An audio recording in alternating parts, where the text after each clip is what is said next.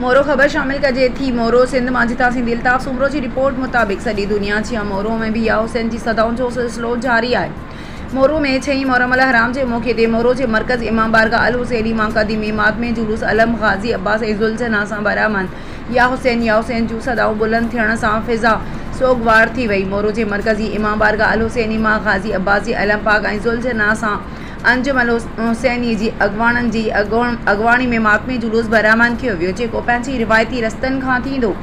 दरगाह बुखारी पीर पहुतो, जिते सवे मोमिननि मग़रिबैन जी नमाज़ अदा कई वई। बाद में जुलूस शाही बाज़ार चौक पहुतो, जिते मजलिस अज़ा बर्पा कई वई, जंहिंखे अलामा हुसैन मुस्तफ़ा ज़ैम्बी ऑफ मुल्तान ख़िताब कयो ऐं चयो त करबला में इमाम हुसैन पंहिंजे अहले व अयाल साण करे क़ुर्बानी ॾेई दीन इस्लाम खे बका बख़्शी ऐं इस्लाम खे ज़िंदा जावेद बणाए छॾियो। उहो ई सबबु आहे जो शोहदाए करबला हज़रत इमाम हुसैन ऐं संदसि साथियुनि जी ॾिनल लाज़वाल क़ुर्बानीनि ते अॼु हरी अख आली आहे ऐं खेनि नज़राना अक़ीदत पेश कयो पियो वञे।